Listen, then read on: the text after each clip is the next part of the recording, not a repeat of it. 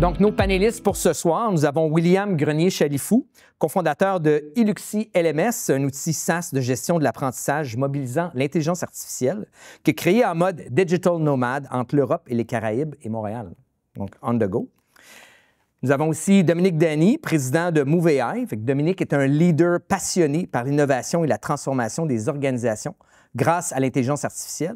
Il aide les entreprises à maximiser leur potentiel en utilisant des solutions d'intelligence artificielle concrètes et impactantes.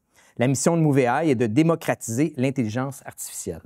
Et finalement, Jeremiah Curvers, qui est le fondateur et PDG de Polysleep, une entreprise canadienne de matelas qui inspire le bien-être à travers le sommeil. Il est également l'hôte de 2 balados, Wake Up Call et Up at Night. Et aussi, notre ami Jeremiah est très passionné de technologie. Il donne souvent des conférences. Il me disait qu'il était même aujourd'hui sur une conférence du Journal des Affaires. Donc, c'est un habitué des panels et un bon speaker. Donc, merci beaucoup d'être ici, messieurs. Donc, on va commencer tout de suite avec la première question. C'est-à-dire, l'intelligence artificielle, c'est quoi et qu'est-ce que c'est pas? Et je vais commencer avec toi, Dominique. La définition qu'on dit souvent de l'IA, c'est la capacité d'un système informatique à prendre des décisions qui sont normalement prises par un humain.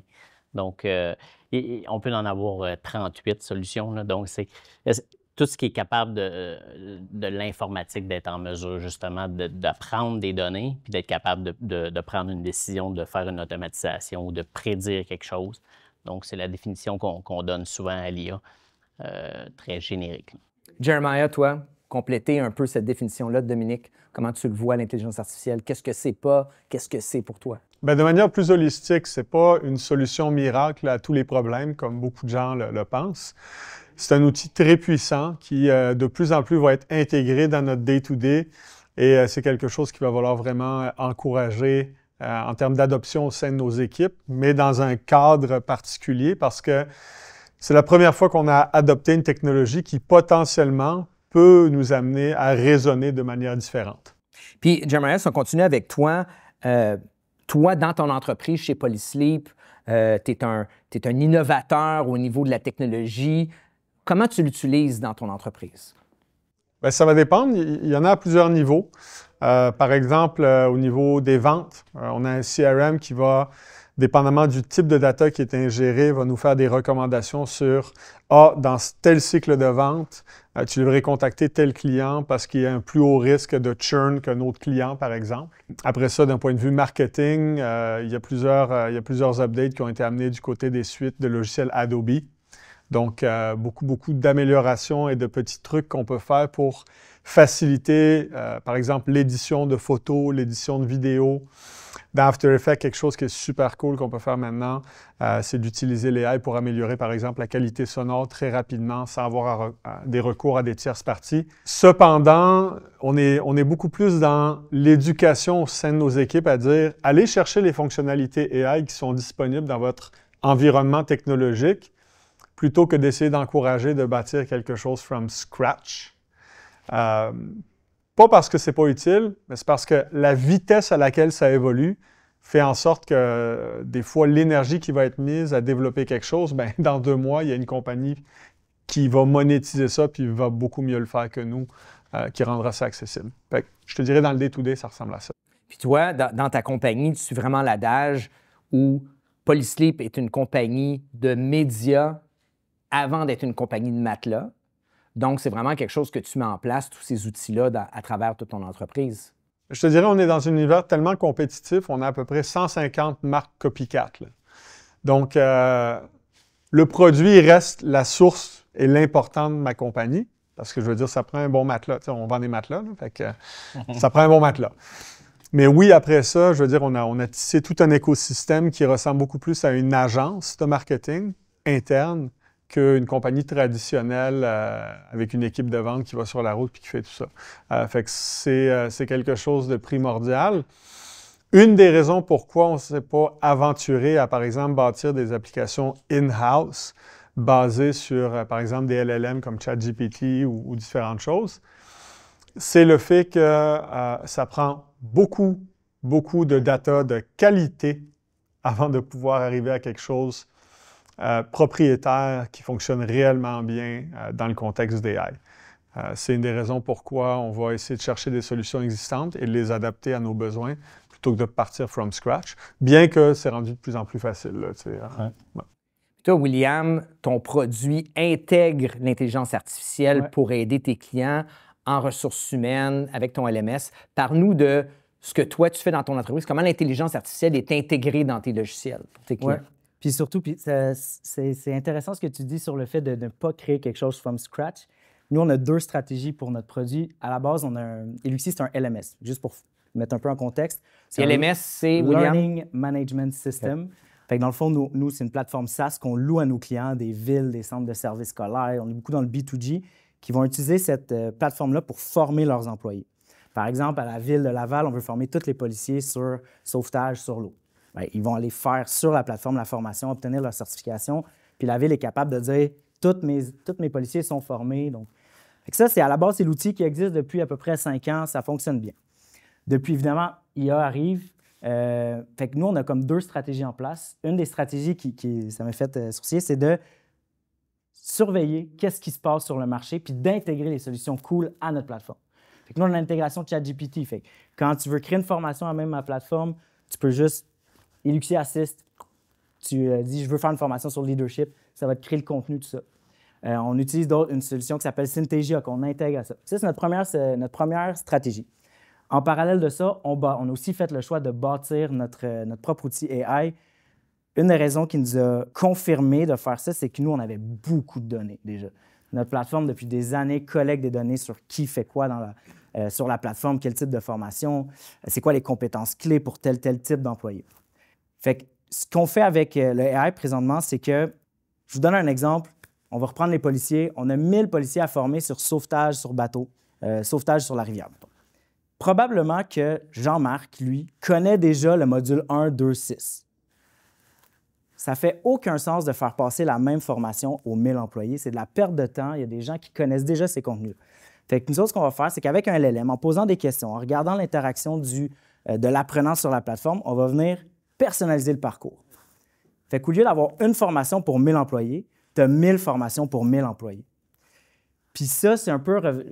en termes de gain d'efficacité, puis ça, c'est comme si, d'un seul coup, tu avais comme embauché 1000 formateurs d'un coup.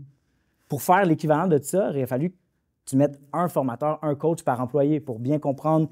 Fait que je pense que vraiment, les outils AI, c'est vraiment gain en productivité puis réduction des coûts, c'est for sure, 100%. Fait que tes clients bénéficient de l'intelligence artificielle en achetant ta plateforme. Exactement, oui. Ça me fait penser à... Tu sais, il y a des universités aujourd'hui qui interdisent les outils d'AI. Ouais. Puis ils disent non, tu ne peux pas utiliser ChatGPT. Au lieu de toi, tu dis, si on l'utilise correctement, bien là, j'ai 1000 enseignants pour 1000 élèves. T'sais. Fait qu'il va falloir qu'on arrête de penser, de dire comment je peux freiner la technologie parce que ça me fait peur, puis de dire comment je peux l'utiliser, que ça soit intelligent, puis ça l'aide à mieux former les gens. Puis, tu sais, des projets, comme tu dis, on en a fait aussi dans d'autres. On fait un engin de correction de la dictée au Collège Sainte-Anne, par exemple. Tu sais, au début, les professeurs sont comme « Non, mais là, tu vas voler ma job. Tu sais, tu peux pas faire ça. » Mais quand on leur a fait comprendre que ce qu'on allait faire, c'est la correction des productions écrites qu'ils faisaient bénévolement chez eux le soir, puis c'est 20 % de leur temps inutile, puis ça prenait des semaines à remettre la copie à l'élève. Mais aujourd'hui, au Collège Sainte-Anne, tu fais ta production écrite dans ton iPad, tu pèses sur le piton, ça corrige instantanément, puis ça te dit, selon les règles enseignées par l'enseignant qu'elle a choisi de configurer elle-même, ça corrige automatiquement. Ça regarde les élèves, puis ça dit, OK, toi, avec toi, on va vous mettre ensemble parce que vous avez des forces qui vont être capables de vous aider. On ne mettra pas tous ceux qui savent la ponctuation ensemble, etc. Fait qu'il y a vraiment des gains débiles à faire avec la technologie plutôt que de dire, tu sais, ma fille, elle étudie à Polytechnique, puis elle dit, tu peux pas utiliser ChatGPT, faire tes devoirs. T'sais. Sérieux, là. Fait que là, ils font le devoir, ils le mettent dans un autre engin qui l'anonymise, qui s'assure que tu n'es pas détectable par ChatGPT pour finalement, tu sais, je veux dire... Quand j'étais à l'université, il y a 10 ans, il y avait la même chose avec Wikipédia. Il disait, faut pas utiliser Wikipédia pour faire tes... Faut pas utiliser l'Internet. Tout le monde utilise ça. Exact. Fait que c'est très cool là, de voir ce que vous faites. Bravo. Et Dominique, pour continuer avec toi, ton entreprise aide les compagnies à intégrer l'intelligence artificielle pour les aider dans leurs opérations. Ouais. Puis, tu me parlais de différents cas vraiment fantastiques d'optimisation. Parle-nous d'applications particulières que tu as fait pour des entreprises qui a aidé Chez faire nous, plus on fait des d'argent. projets from scratch. Non, c'est pas vrai. Je riais tantôt, parce que je dis ça, c'est pas bon pour ma business qui est en train de dire, mais c'est pas vrai parce que C'est ta même business. chez nous, on développe pas des algorithmes. Tu sais, il y a 6 ans, là, quand j'ai parti MoveAI, on faisait des algorithmes, puis on faisait de la recherche. Puis aujourd'hui, ça existe. On utilise des techniques de Google, d'Amazon, de Microsoft, de Claude 3. Tu sais, des modèles, il y en existe plein. On est beaucoup plus rendu aujourd'hui à utiliser ce qui existe. Des cas d'exemple, on fait la prédiction de la demande dans tout ce qui est fruits, légumes, les viandes, dans tous les épiceries métro au Québec. Fait que je peux vous dire, moi ici, le métro à côté de l'ETS, combien demain il va vendre de saucisses, hot dogs, de steak haché, de poires, de patates, de bananes. Puis si tu vends des hot dogs, tu ne vends pas des hamburgers, etc. Fait que la cannibalisation des produits, on tient ça en compte. Donc ça, c'est un exemple où on est capable de, réduire le gaspillage, planifier la main-d'œuvre, parce que si c'est la Saint-Jean, faire rentrer des bouchées, il faut que tu mettes de la viande dans le département de la boucherie. Donc, Métro va utiliser ça pour réduire les pertes et faire la prédiction de la main-d'œuvre. Tu m'avais déjà parlé d'un cas particulier de métro où tu as pris les meilleurs puis tu as reproduit le comportement des meilleurs. Parle-nous un petit peu de ça. Je trouve ça Justement, intéressant. je citais l'ETS tantôt parce que c'est une épicerie clé dans notre projet. Le meilleur planificateur, celui qui avait le moins de pertes en épicerie, c'est celui de l'ETS. Bon, je pense qu'il vendait plus de bière que de viande dans son métro. Je sais pas de quoi tu parles. Mais c'est quand même le gars où il a beaucoup d'expérience, des capacités qu'on a de la difficulté à comprendre. Fait que lui, on l'a amené dans notre projet. On a un peu encapsulé son savoir avec notre algorithme, avec les données, avec la météo, avec des congés fériés. Y a-tu l'école, y a-tu pas d'école? Tout ça, on prend ça. Puis on est capable de prédire. Puis là, on valide avec ce que lui faisait avant. Puis là, on est capable d'ajuster l'algorithme puis de dire, je mets-tu plus de poids à quelle variable, jusqu'au moment où on atteint la performance de ce gars-là, qui est le meilleur de la chaîne métro, puis après ça, on déploie ça partout. Fait que là, j'ai pris le meilleur, je l'ai déployé dans tous les épiceries métro. Les gens partent à la retraite, le savoir va rester plutôt que de disparaître avec... Fait que le résultat du meilleur, c'est déployé à travers tous les métros. C'est quand même assez fantastique. Quand on veut utiliser l'intelligence artificielle dans notre entreprise, on n'est pas tous du monde comme vous qui êtes fluents en technologie et mettre en place ces technologies-là. Si on commence toi par Jeremiah, disons en marketing ou en RH, ce que tu as fait, on commence par où? Demain matin, je dis, OK, c'est intéressant, j'ai été à une conférence au Saint James, je veux implanter de l'intelligence artificielle dans mon entreprise. Je commence comment? La meilleure manière de commencer, c'est avec l'humain. Il y a beaucoup de craintes. Aujourd'hui, dans toutes les conférences auxquelles je participe et j'écoute, le point qui revient tout le temps, c'est ma gang, mon équipe a peur. Il y a de la crainte. Vous devez le savoir, ça fait longtemps que vous êtes en affaires. En général, quand on se heurte à du changement et qu'on a des employés avec une attitude négative ou de crainte ou de peur, le changement est extrêmement difficile à mettre en place. Fait que ça rend sa job très compliqué. Puis c'est de travailler là-dessus à prime abord. Donc de dire, je vais faire une analogie. La personne qui est ramassée à Montréal, ça se fait encore un peu parce qu'ils n'ont pas des bacs partout, là, mais le gars qui était en arrière du camion de vidange, qui descendait à chaque coin de rue pour ramasser les vidanges, puis qui courait en arrière du truck pour le lancer, bien, sa job dans plusieurs municipalités a évolué. Tu vas conduire le truck, puis tu auras un bras mécanique qui va faire ce job-là. Ben, c'est un peu la même analogie. Il y a des changements drastiques qu'il va falloir essayer d'aider au niveau de la plasticité, à dire ces employés-là, ton day-to-day va changer. Donc, ta vitesse, par exemple, en tant que graphiste à laquelle je m'attends à ce que tu fasses une édition de photo ou un nouveau logo, va considérablement être améliorée, mais j'ai encore besoin de toi parce que tu es la personne créative en arrière de toute cette idéation-là. Comment tu as amené tes employés à dire utiliser les outils d'intelligence artificielle? Mais premièrement, c'est très simple. On est allé aussi loin qu'à revoir la politique de l'employé. Avez-vous une clause par rapport à l'intelligence artificielle qui fait la promotion de l'AI au sein de vos politiques d'employés? Bien, même dans les grandes entreprises, la réponse aujourd'hui est encore non. On a des politiques d'harcèlement, on a des politiques de privatisation du data, mais on n'a aucune politique par rapport à l'intelligence artificielle. Fait que c'est d'en rajouter une. Deuxièmement, d'avoir des discussions puis d'encourager ces discussions. Que ce soit au lunch, que ce soit par des ateliers, que ce soit avec des compagnies spécialisées là-dedans. Dernièrement, d'ouvrir la porte à la formation. Il y a plein de formations qui ne coûtent pas une fortune, qui permettent aux gens dans différents départements, que ce soit avec LinkedIn Learning, que ce soit avec plusieurs plateformes en ligne, d'apprendre sur les dernières avancées technologiques et les logiciels qui sont utilisés dans le day-to-day, qui intègrent de l'AI. Donc, juste en faisant ça, on retravaille cette plasticité à dire à l'employé « Hey, you know what? It's fun. J'ai du plaisir à découvrir de quoi de nouveau. Puis mon day-to-day, je fais plus de choses que j'aime faire et moins de choses que ça ne me tente pas de faire. » Fait que je dirais que c'est vraiment la base. Puis dans un deuxième temps, si vous voulez pousser plus loin, une des grosses problématiques qu'il va y avoir pour des compagnies qui sont plus anciennes, qui ont évolué dans le temps, c'est ce qu'on appelle la normalisation de l'information, du data. C'est qu'on a des sources d'informations qui proviennent de différentes plateformes qui, des fois, sont beaucoup plus anciennes que d'autres. Une des plus anciennes, bien sûr, ça va être le papier.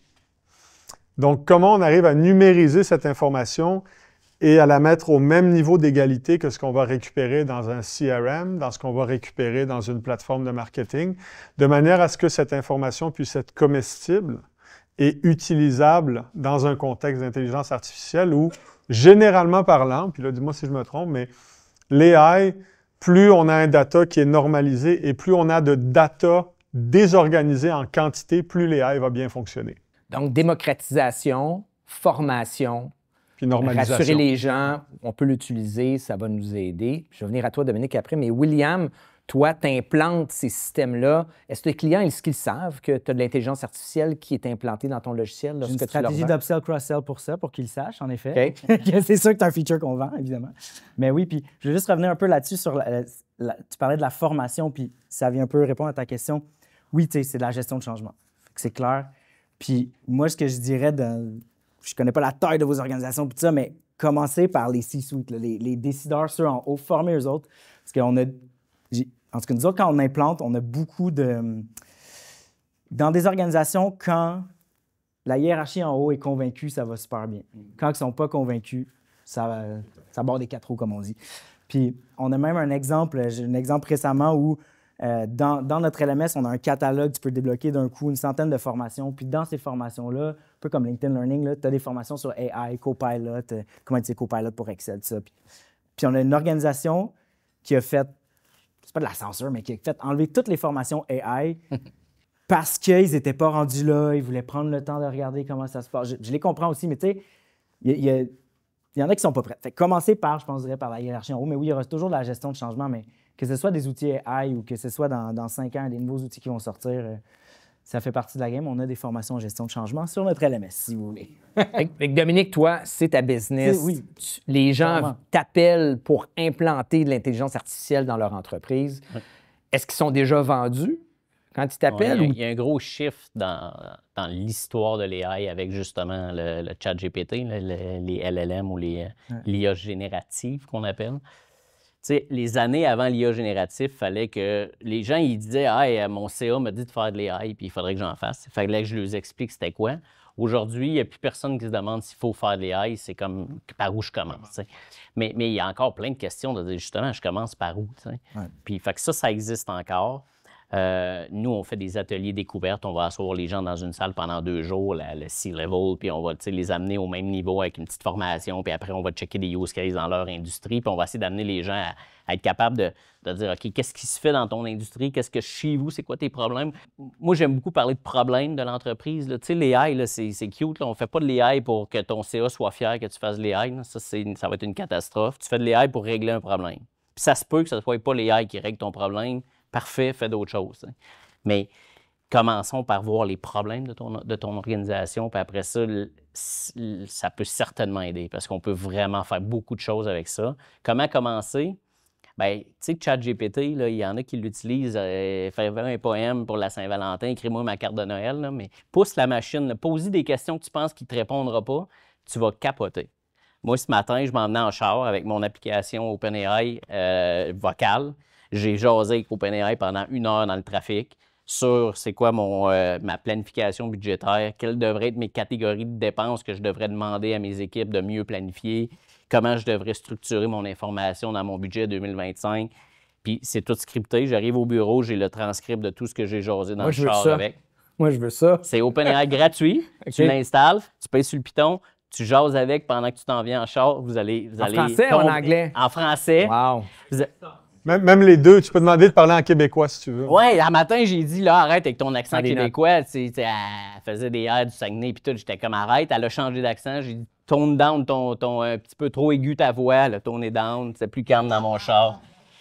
La semaine passée, je jasais de planification stratégique, comment j'organise, c'est quoi l'agenda, puis tout. Puis c'est fou, là. Vous allez capoter si vous commencez juste à le faire, puis je le faisais dans... Explorer. Je le faisais dans le groupe, tu sais, l'autre fois, avec... on a un avocat dans notre groupe, puis il était comme... Ah ouais, tu sais. Fait que, allez-y, essayez. Après ça, mettez rien de donné de votre entreprise, tu sais, rien de privé dans OpenAI, gratuit, là. Par contre, il existe des solutions, Google, Microsoft, AWS, ils ont toutes des solutions qui sont sécurisées, dans lesquelles vous allez pouvoir mettre des données là-dedans qui sont privées. Puis, il faut y aller, il faut commencer quelque part. Mais ça revient à ce qu'il disait au niveau des politiques. Ayez une politique. Encouragez les employés à tester, mais dans un cadre. Exact. Dites pas au comptable tester ChatGPT en rentrant les états financiers, là. Ouais. Parce qu'il va le faire, il n'y pense pas, mais cette donnée... Prends ceux de D-Box sur le web, sont disponibles, c'est public. Prends ceux-là Ouais, pour les c'est mettre. ça, c'est Pratique-toi avec ça. ceux-là. Ça veut dire ça, une compagnie publique, right? faut- Hein, les données sont publiques. faut encourager ces tests, mais je pense que c'est important de créer un cadre parce que la vitesse à laquelle cette information évolue est totalement hors de notre contrôle. Ouais. Moi, je suis curieux de savoir parce que moi, je vois ça comme s'il y a des projets d'implantation AI dans une entreprise. Tu peux décider d'implanter des outils qui existent, ChatGPT, Copilot, QuickBooks, c'est son feature AI. Mais as-tu des clients qui t'approchent et qui veulent créer des outils AI from scratch, genre, tu sais, Métro, là? Ouais. Ça, tu fais ça aussi? Je fais ça aussi, oui. Puis En ça fait- coûte combien? Parce que moi, je pense que c'est ça le principal frein, c'est que... Ça dépend parce que du AI, là, je veux dire, en marketing, là, tu penses à un Customer Data Platform ou un DMP. Là. Il y a 15 ans, là, on utilisait du AI puis c'est des plateformes custom et tout. Quand les gens pensent Gen AI, donc LLM, là, il y a peut-être 5 compagnies qui ont les moyens financiers de partir ça from scratch. C'est exact. Pourquoi? Bien, c'est pas compliqué. Microsoft vient d'avoir la première transaction qui a été approuvée par le gouvernement américain pour réouvrir une centrale nucléaire pour les besoins énergétiques. 5 compagnies principales mondiales vont dépasser d'ici 2030 la consommation énergétique du Japon. Juste pour entraîner des modèles AI. Fait que, est-ce que quelqu'un peut ouvrir ça from scratch? Non. C'est ça. Fait que la réponse à ta question, un projet comme Métro, il y a 3-4 ans, ça coûtait 1,5 million. Dans le temps, c'est ça que ça a coûté. Aujourd'hui, on leur ferait probablement pour la moitié du prix. C'est ça. En utilisant des portions d'LLM, en utilisant des technologies existantes, puis ça va coûter la moitié prix dans 1 an et demi, 2 ans. C'est ça. Fait que là, tu te dis, comme s'il y a bien des organisations qui disent OK, mais je vais attendre. Oui, c'est parce que ton compétiteur, il attend pas. Fait que si tu attends trop longtemps, oui, tu vas sauver de l'argent, mais tu vas manquer les opportunités. Fait que là, le trade, c'est de dire OK, j'y vas-tu maintenant, j'y vas-tu pas? Puis chez nous, on fait de moins en moins d'affaires custom de A à Z. De dire, aujourd'hui, on utilise la techno, on utilise le stack de Google, il y a plein d'algorithmes déjà faits. On ne crée pas des algorithmes chez nous, on utilise les algorithmes existants. Le LLM, là, c'est tout l'Internet, c'est tout le data de l'univers. On l'entraîne, on le met dans un algorithme, on l'encapsule. Puis moi, après ça, je le prends, je l'utilise, j'ajoute un peu de données de ton organisation. Mettons une grande compagnie financière, là, les agents de placement, on a ajouté leurs documents à toutes ces données-là. Puis aujourd'hui, on est capable de poser des questions au chat en disant qu'est-ce que je devrais vendre comme produit financier à tel client et pourquoi. Je pense qu'il y a une incompréhension de beaucoup de gens à dire je vais-tu faire de l'AI from scratch? C'est un peu de dire tout le monde a le site Internet aujourd'hui. Mais c'est pas de dire je vais-tu inventer un Shopify ou un WordPress demain. Non, c'est je prends du Shopify ou je prends WordPress puis je bâtis autour de cet écosystème. Puis c'est là, par contre, on a besoin de bons partenaires. Un ERP, c'est la même chose. Je vais-tu créer un NetSuite ou un Dynamics 365 demain? Non. Mais lequel je prends? Puis quel partenaire je prends pour m'aider à mettre en place cette solution de manière à ce qu'elle soit adéquatement intégrée dans mon compagnie? C'est là que les gens vont avoir des... de un, doivent comprendre un peu mieux, puis de deux, doivent choisir les bons partenaires. Là. Est-ce qu'il y en a ici, dans le groupe, qui pensent que l'intelligence artificielle ne s'applique pas à leur industrie? Est-ce que vous pensez qu'il y a des industries, est-ce que vous pensez qu'il y a des industries qui ne peuvent pas tirer profit de l'intelligence artificielle? Est-ce que vous avez des idées d'industrie, Youssef? À Radio-Canada, ils ont parlé un petit peu dans le droit. Ils sortaient, regarde ChatGPT, on a posé la question, a-t-on le droit de travailler au Québec quand on a moins de 16 ans? Là, puis disaient non, on n'a pas le droit, etc. Puis finalement, il y a une petite clause, quand on a 14 ans, il y a des horaires, etc. Et il faisait une conclusion style ah ben ChatGPT, c'est pas fiable. Tu peux pas t'en fier. Donc, c'est un point valide, dans le sens qu'effectivement, quand tu fais rédiger une convention d'actionnaire ou un contrat complexe ou un truc comme ça, tu veux que ce soit blindé de partout. Donc, jusqu'à quel point est-ce que tu peux te fier à ChatGPT pour ce résultat final? Ça peut servir de modèle, j'imagine. En tout cas, la question, elle est pour vous. À votre avis, est-ce qu'un jour, on pourra se passer d'avocat ou est-ce que ChatGPT ou n'importe quel IA génératif pourra donner comme le 90% et ensuite l'avocat, il va boucher les trous. Donc, est-ce que les industries comme le droit pourraient se passer d'intelligence artificielle ou est-ce que c'est une industrie qui pourrait bénéficier? Ben, c'est une industrie moi, si j'étais avocat aujourd'hui, je serais nerveux, très, très nerveux. C'est une des industries qui va être disrupt complètement. Ceux qui vont passer à travers, en fait, l'avocat de demain, c'est l'avocat qui va discuter avec son client. Tout ce qui est fait avant, oubliez ça, c'est sûr que c'est les AI. C'est la convention d'actionnaire. Qui fait la convention d'actionnaire dans un grand bureau d'avocat? C'est pas l'avocat à qui t'a parlé, c'est le petit junior qui vient d'arriver. Puis, es-tu vraiment bonne? Ça va être bonne comme le savoir de cette personne-là. Moi, j'aimerais mieux le savoir d'un LLM, d'un des ChatGPT. templates de l'industrie. Mais l'avocat, ça va être la personne qui va être assis devant toi pour communiquer ça puis aller chercher, comprendre tes besoins. Ça va être long avant que l'AI puisse jaser avec toi. Là-dessus, je suis d'accord puis je suis pas d'accord parce que, ultimement, ce que je vous dirais là-dessus, c'est l'avocat, lui, il a the liability. Il est responsable de la décision, l'imputabilité. Par contre, la parajuriste, souvent en ce moment, il y a 2 parajuristes pour un gros avocat ou une parajuriste pour 2 avocats, puis oui, c'est elle qui se tape toute la job. Les outils AI vont éventuellement, puis là, on ne parle pas de ChatGPT, on parle vraiment d'une solution qui est faite pour le monde du droit des affaires, va lui permettre de peut-être en gérer 8, 9, 10 en même temps. Fait qu'il y aura peut-être moins de monde. Je ne pense pas que sa job est en péril. Par contre, sa définition de tâche l'est.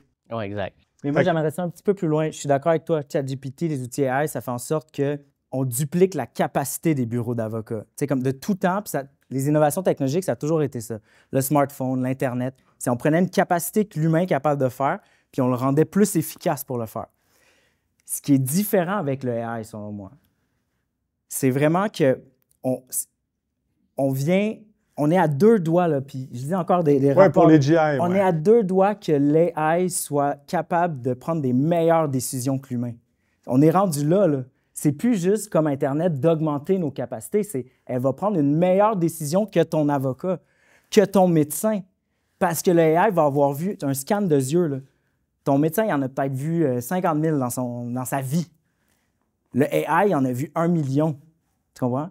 Fait qu'on est proche. Moi, je pense que le AI prend des meilleures décisions que l'humain. On est proche, mais cette décision, parce qu'on est humain, va souvent être arrivée dans une conversation, moi, je crois. Je te donne un exemple. Il y a une compagnie aux États-Unis, puis là, ils vont roller ça out. Je trouve ça fantastique dans le domaine de la médecine, qui vont permettre, je ne sais plus si c'est dans les épiceries ou les pharmacies, qui vont permettre aux femmes de passer une mammographie et d'avoir un résultat avec un threshold en temps réel.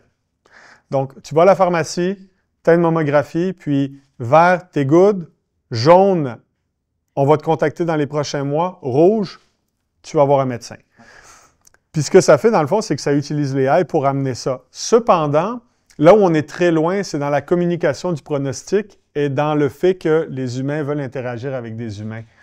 Moi, si demain tu me dis, un avocat ne sera plus là, puis ton juriste, ça va être un Synology. Si ton juriste a 1000 fois plus de connaissances, 1000 fois plus de brain power. L'élément de confiance, c'est lui qui va ralentir beaucoup la progression de l'AGI. Puis l'AGI, on en parle beaucoup. Jeremiah, tu veux définir AGI? Donc, en ce moment, il y a eu des échelons d'innovation au niveau d'intelligence artificielle. On est dans la période de ce qu'on appelle les transformers. Puis les transformers ont permis d'agréger énormément de data désorganisée pour nous amener à ce qu'on connaît des large language models qui, dans le fond, il n'y a pas de capacité de raisonnement réel. C'est juste que ça fait une très bonne job à prédire le mot qui vient après. Fait que ça, c'est les LLM. Avant ça, comme je disais, en marketing, ça fait 20 ans qu'on utilise du AI, so to speak. Ça fait bien avant de ChatGPT que par magie, quand vous parliez d'une conversation, votre téléphone prenait des mots-clés, puis par magie, vous allez voir de la publicité qui est en lien avec ce dont vous avez parlé. C'était une forme d'intelligence artificielle. C'est juste que le niveau de sophistication a considérablement évolué dans les dernières années.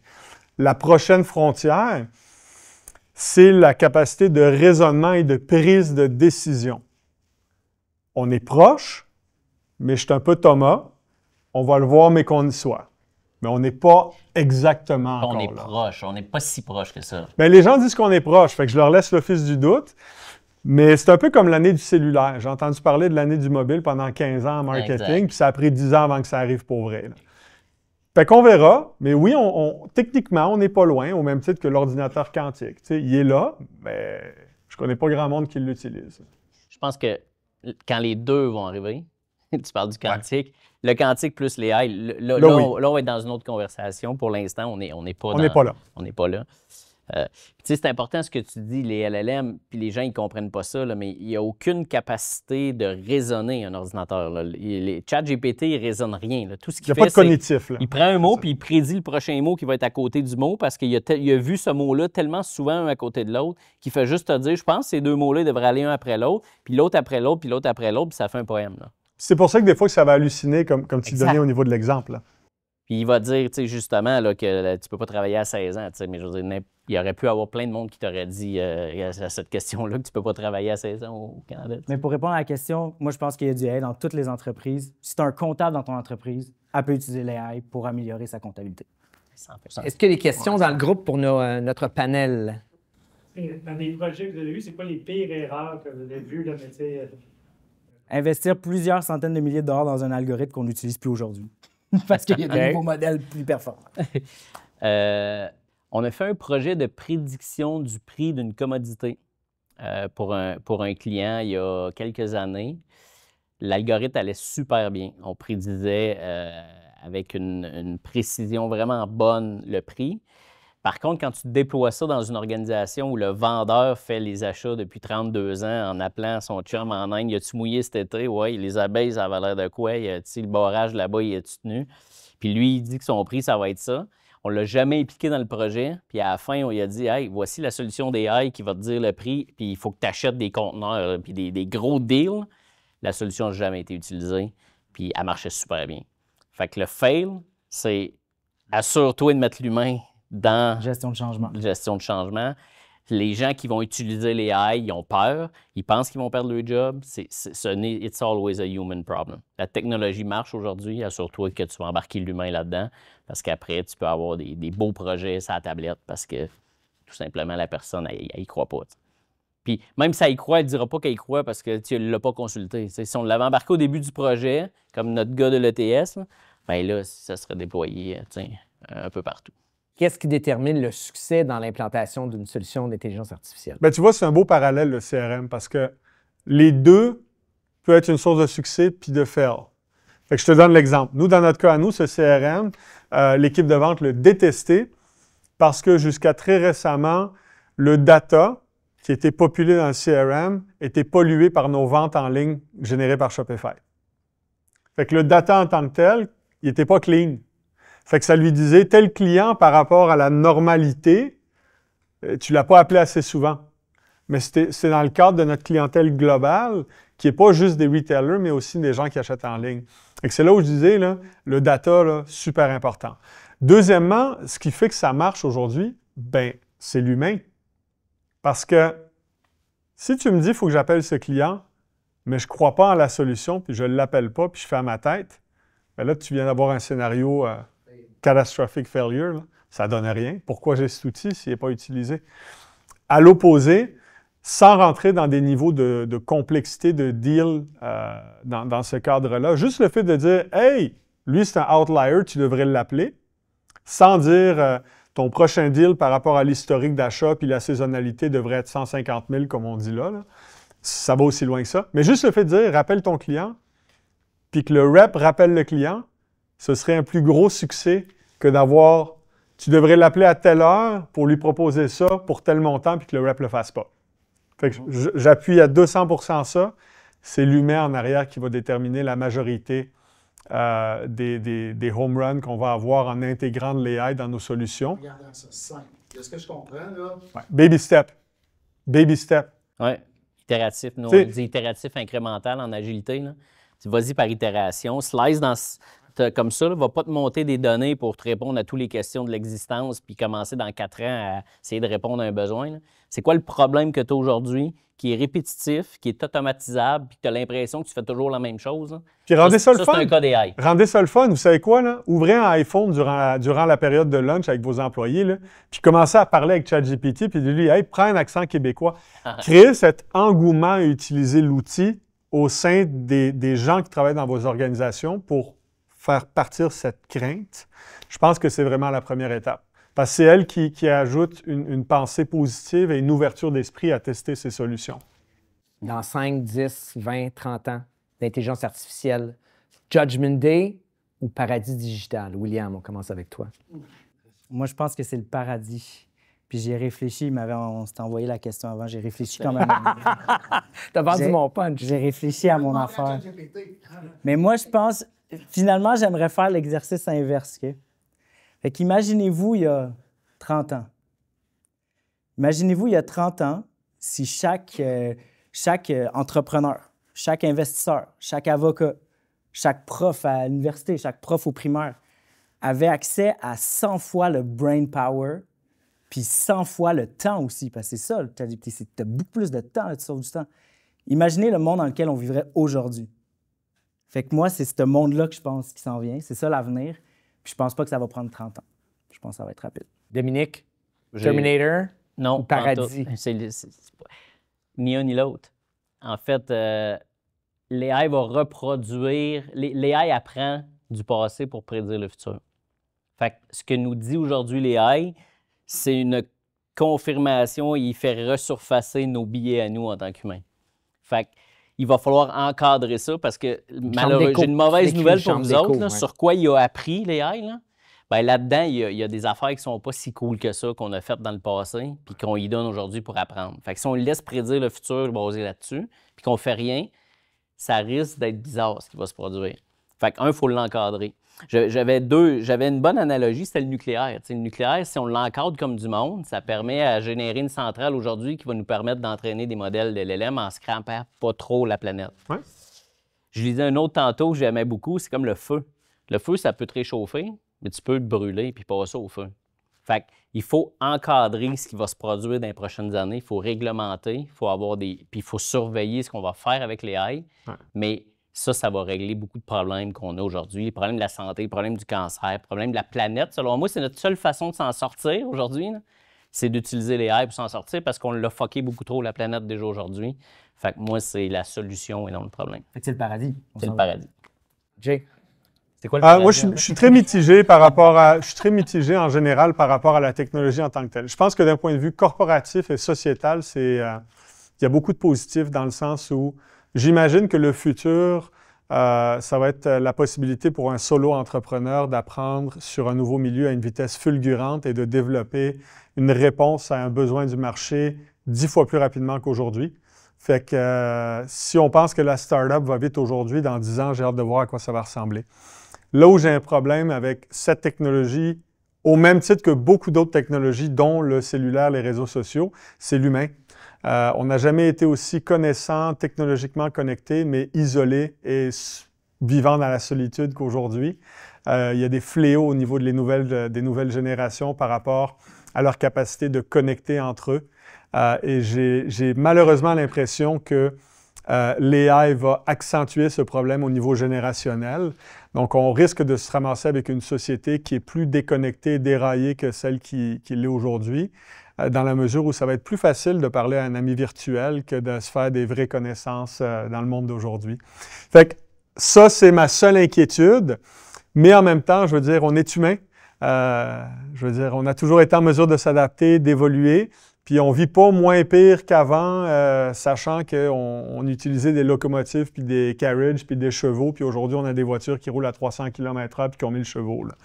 Et pour un peu faire la synthèse de ce que vous dites, ce qu'on voit aujourd'hui dans les clubs de ski, par exemple, les clubs sportifs, c'est qu'il y a des initiatives ou durant les journées d'entraînement en ski où les téléphones sont interdits. Donc, ça commence, puis les gens disent parle à tes amis dans le chairlift au lieu de regarder ton téléphone, parce que les gens échappent le téléphone du chairlift aujourd'hui. Là. Fait que pas de téléphone, puis ils disent si vous avez un problème, souvent aux parents aussi, pour rejoindre vos enfants, on vous donne le numéro de téléphone du coach qui est avec eux toute la journée. Puis si votre enfant veut vous parler, qui demande au coach, qui demande au coach, oui, lui aussi. Donc, on voit un trend où les gens réalisent un petit peu ça. Fait que je pense que c'est un problème sociétal qu'on va essayer de résoudre éventuellement comme société. Mais comme chaque chose, ça risque de pencher d'un bord avant de revenir au milieu. Là. À chacune de vos rencontres, ce que je vous suggère, c'est à tour de rôle de dire à vos collègues comment vous utilisez l'intelligence artificielle day-to-day dans votre entreprise et en faire partager vos collègues. Sur ça, merci beaucoup. Merci. On reste ici pour répondre à d'autres de vos questions. Merci tout le monde.